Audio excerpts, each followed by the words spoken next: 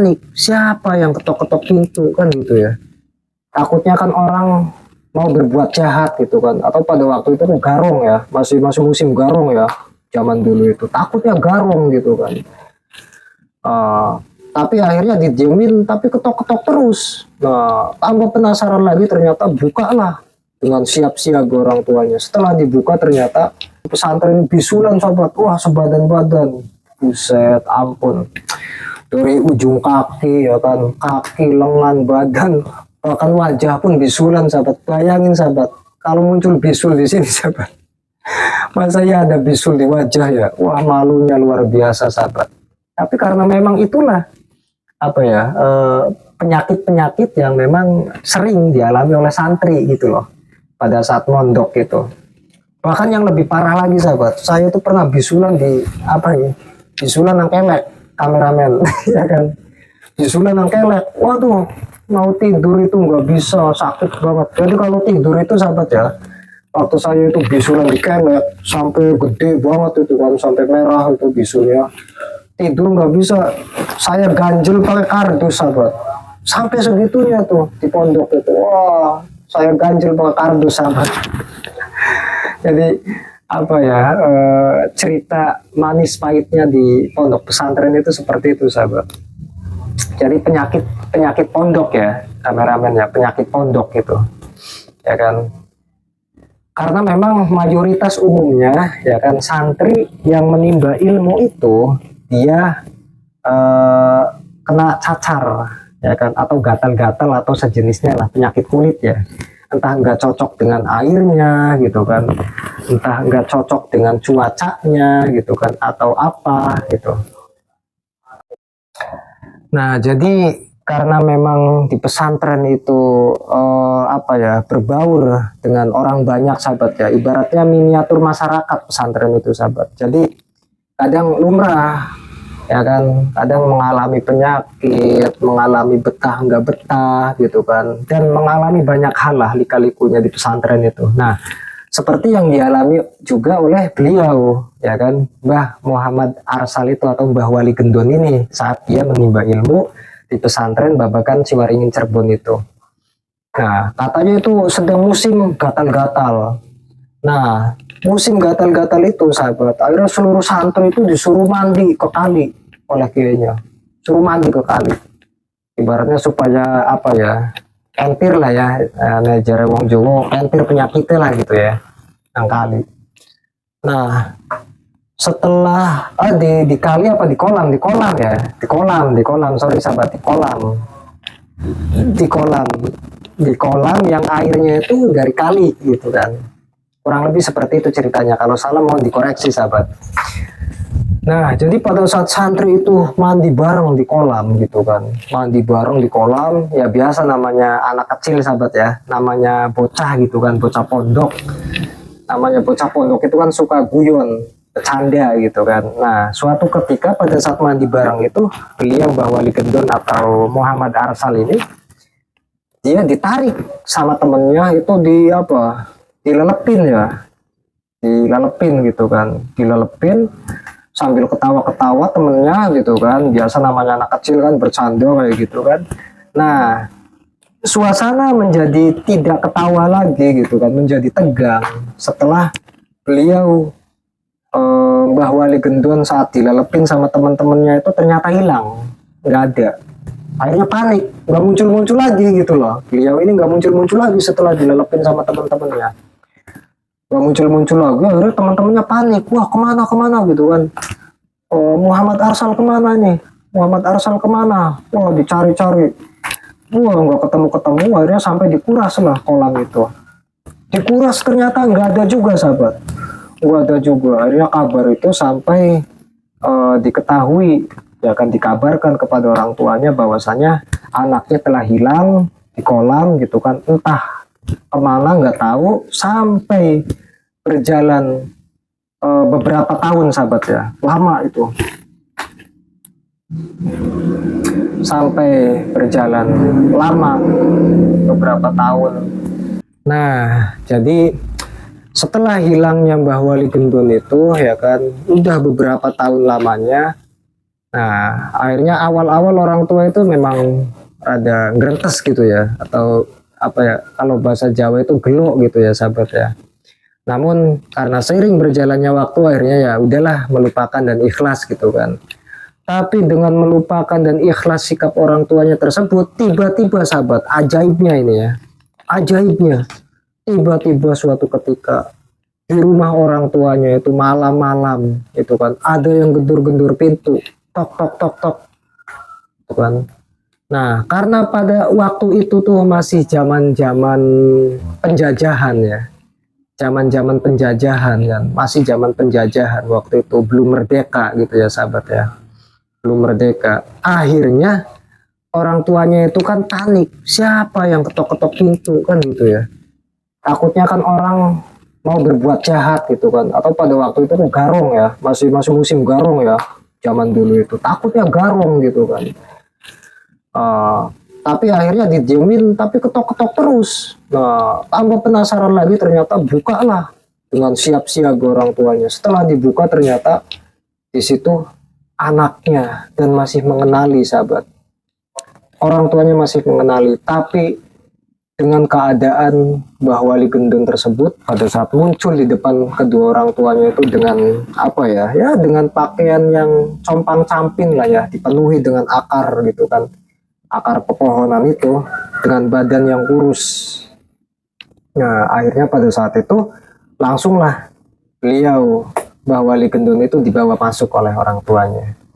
Dibawa masuk, dibersihin, dimandikan gitu kan. Nah, lalu terdengar kabar kepada masyarakat gitu kan, bahwasanya beliau Mbah Wali Gendun itu atau Muhammad Arsal itu telah kembali dan menjadi ajaib sahabat. Semua orang di kampungnya pada kaget semua. Wah, sudah hilang bertahun-tahun tapi kembali gitu kan. Itu kan sangat sesuatu yang sangat ajaib dan unik gitu kan bagi masyarakat itu. Nah, dari kejadian itu sahabat, dari kejadian itu oleh karenanya beliau dikenal oleh masyarakat itu sebagai sosok yang wah, ini kayaknya sosok yang apa ya, yang bukan orang sembarangan gitu loh. Gitu. Jadi masyarakat itu pada saat kejadian itu ya kan mulai apa ya, mulai ada apa praduga gitu kan, dugaan bahwa ini orang bukan orang sembarangan gitu loh. Nah, pada suatu ketika juga beliau Mbah Wali Gendun itu pernah di rumahnya itu tidak mau tidur di rumah sahabat.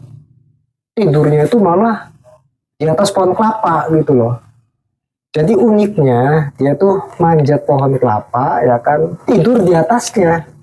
Namun tidur di atasnya itu bukan tidur di atas batang pohonnya ya, tapi orang tuanya atau masyarakatnya melihat itu malah tidurnya tuh di daun pohon kelapanya gitu loh. Tapi nggak jatuh, anehnya tuh nggak jatuh. Jadi badannya tuh bagaikan kapas. Ceritanya itu seperti itu sahabat. Dan semua orang terheran-heran semua yang mengetahui itu. Ya, mengetahui itu heran-heran semua. Sampai kurang lebih berapa ya? 1 tahunan ya, 1 tahun 2 tahun itu. Beliau tidur di atas daun pohon kelapa itu. Nah, terus dia turun. Nah, setelah turun dia malah sering berdiam diri di samping pohon kelapa itu. Nah, karena sudah turun, sering berdiam diri, ya kan, ibaratnya orang dua panggonan lah sahabat ya, tidak punya tempat, akhirnya orang tua itu membuat tempat di samping pohon kelapa itu, ya kan, dibikin tempat gubuk-gubukan lah, gubuk kecil. Tapi orang tuanya sudah bikin gubuk gitu kan, tetap aja nggak di ini, kameramen, nggak ditempatin gitu loh sama beliau Mbah Wali Gendun itu. Dan dia tetap di luar gitu loh, nggak menempatin gubuk itu.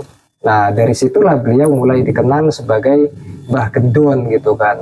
Jadi Gendun ini asal muasal dijuluki Mbah Wali Gendun ini karena beliau itu yaitu hidup atau tinggalnya itu di kelapa gitu loh, di kelapa. Nah, kelapa itu kan ada sosok itu ya, ulat ya, ulat gendun ya sahabat ya. Jadi seperti itu. Itulah awal mula dijuluki beliau sebagai Mbah Gendon gitu kan. Nah, jadi seperti itu sahabat. Tidak pernah menempati daripada gubuk yang sudah dibuatkan oleh orang tuanya. Lebih suka di luar.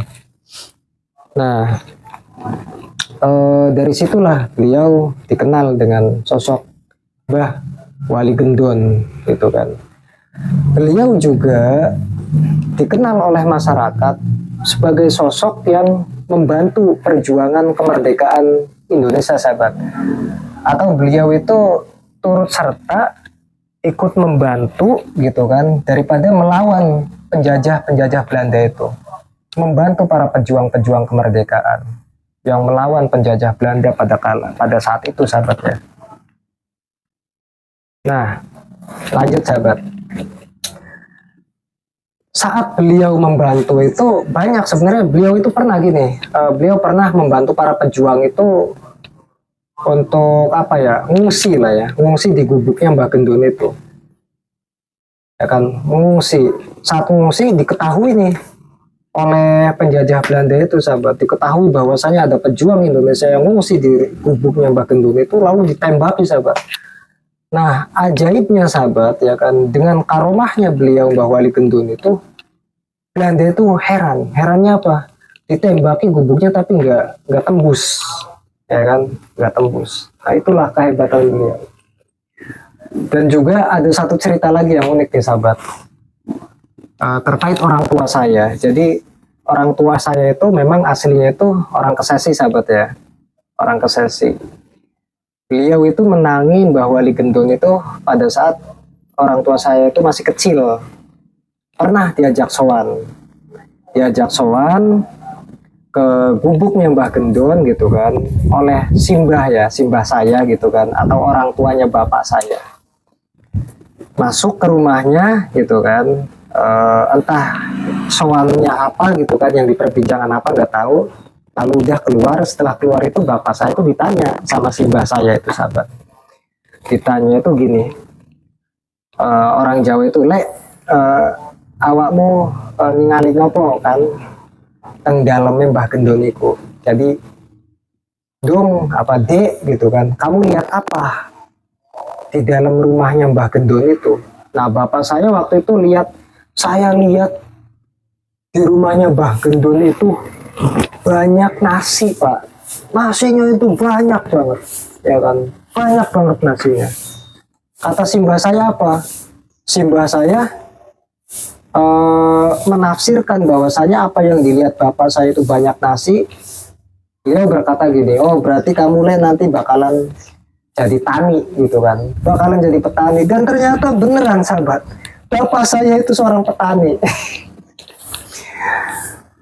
Gagal jadi pegawai bank itu gagal, karena dulu itu jadi pegawai bank gampang sahabat, tinggal ikut kursus ya kan, matematik, akuntansi gitu kan, langsung. Tapi bapak saya sempat ikut kursus, tidak dibolehin sama orang tua perempuan, dan ujung-ujungnya jadi petani.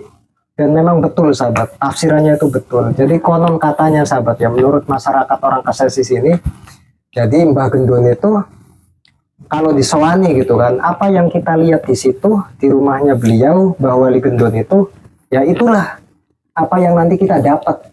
Jadi kurang lebih seperti itu sahabat ya. Konon ceritanya itu seperti itu. Nah, banyak cerita-cerita yang lain itu masih banyak sahabat. Oke, sahabat, karena ini sudah sore ya, sudah sore gitu kan, dan lokasi area makam keramat Mbah Wali Gendon ini karena memang segini ya kameramen ya, tidak ada lokasi lain ya. Jadi apa ya, nggak luas gitu, nggak luas seperti makam-makam kemarin yang kita ziarahi. Jadi silahkan kepada sahabat-sahabat semua dimanapun berada, pecinta ziarah ya kan, yang ingin mengunjungi dan berziarah ala barokah kepada beliau Sohibul Makbaroh Mbah Wali Gendon, atau punya nama lainnya itu Mbah Muhammad Arsal, silakan bisa datang ke sini. Saran saya sahabat, ziarah itu hari apa aja, mau Senin, Selasa, Rabu, Kamis, Jumat, Sabtu, Minggu, boleh sahabat, boleh. Dan saya sarankan untuk datang di pagi hari sahabat, atau siang atau sore, jangan malam sahabat. Tapi kalau malam pun, kalau di area makam keramat Mbah Wali Gendon kayaknya nggak apa-apa ya kameramen ya, karena berdampingan dengan rumah warga gitu kan, tidak menelusuri jalan-jalan hutan kayak makam-makam yang lain itu enggak. Jadi kalau malam pun sebenarnya nggak apa-apa sih. Di sini suasananya padang ya kan. Insya Allah tidak apa ya, tidak menakutkan lah ya. Jadi silahkan sahabat semua.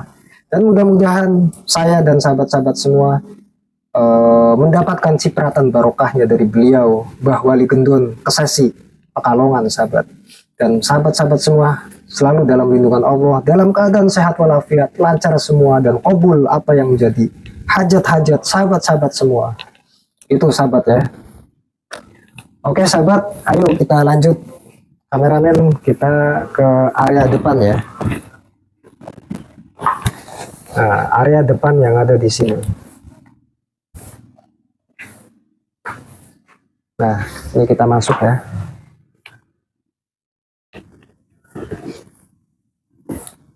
Nah, ini adalah area depan makam Mbah Wali Gendon, sahabat. Ayo kameramen bisa langsung naik. Nah, di sini tertulis sahabat Muhammad Asral. Muhammad Asral ini adalah nama aslinya beliau, sahabat. Nama asli beliau yaitu Muhammad Asral, atau lebih dikenal sekarang dengan sosok Mbah Wali Gendon. Nah, di sini juga tertulis sahabat beliau wafat pada hari Ahad Legi, yaitu jam 9 malam, tepatnya pada tanggal 6 November 1960 Masehi sahabat, atau bertepatan dengan 17 Jumadil Awal tahun 1380 Hijriah sahabat ya. Nah, jadi ini adalah area depan makam persis Mbah Wali Gendon ya. Coba kameramen lihat itu. Nah, ini adalah depan makam persis.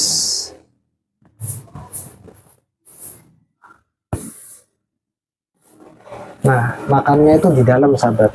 Makamnya di dalam. Oh, Pak. Ya, dari mana, Pak? Dari Batang. Batang. Oh, iya. Siap hari. Nah, jadi tadi ada peziarah dari Batang, sahabat, bertemu dengan kita, dan makbaroh atau makamnya itu di dalam.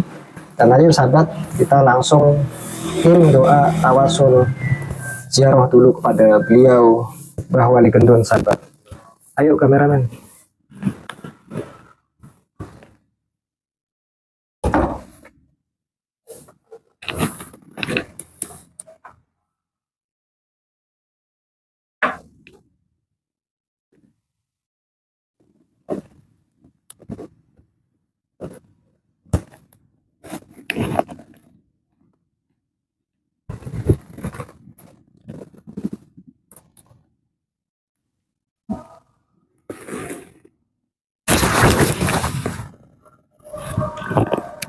Demikian sahabat, saya baru saja selesai kirim doa kepada beliau Sohibul Makbaroh Mbah Wali Gendon sahabat. Mudah-mudahan saya dan sahabat-sahabat semua mendapatkan cipratan barokahnya dari beliau Mbah Wali Gendon sahabat.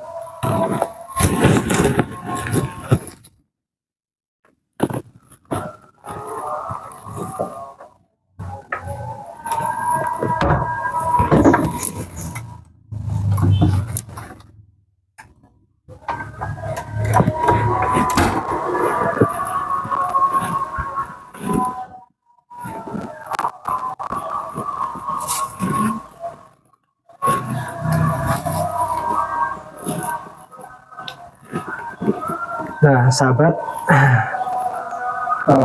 tadi baru saja kita selesai kirim doa ya kan, ziarah kepada beliau Mbah Wali Gendon sahabat, dan pas sudah asar sahabat, dan pas sudah asar. Silahkan Sekali lagi buat sahabat-sahabat semua pecinta ziarah dimanapun berada, bila mana sahabat ingin berkunjung ke lokasi ini dan berziarah ke sini, silakan. Lokasinya ada di Kecamatan Kesesi, Kabupaten Pekalongan, sahabat. Di map pun ada, sahabat. Sahabat bisa melihatnya dan mencarinya di Google Maps, sahabat. Sudah banyak, sahabat. Sudah banyak, dan sahabat tinggal cari saja, sahabat. Yang jelas lokasinya ada di wilayah selatan Kabupaten Pekalongan, sahabat. Dan saya ucapkan terima kasih kepada sahabat-sahabat semua yang sudah nonton video ini. Jangan lupa, sahabat, jempolnya, sahabat, like-nya, sahabat, dan share video ini, sahabat. Dan yang belum yang belum subscribe, sahabat, silahkan subscribe dulu, sahabat, agar channel ini semakin berkembang dan semakin tambah berkembang lagi lah, sahabat ya. Dan kita akan menelusuri situs-situs sejarah yang lain dan makam-makam keramat yang lain, sahabat, yang belum diketahui juga, agar sahabat-sahabat semua menjadi tahu, khususnya di wilayah Pekalongan, sahabat. Silahkan, sahabat, yang belum subscribe, sahabat, jangan lupa, agar channel ini berkembang dan saya lebih semangat lagi, sahabat, lebih semangat lagi ya, kameramen ya, lebih semangat lagi untuk menelusuri situs-situs sejarah dan makam-makam keramat. Terima kasih, sahabat. Saya akhiri. Wassalamualaikum warahmatullahi wabarakatuh.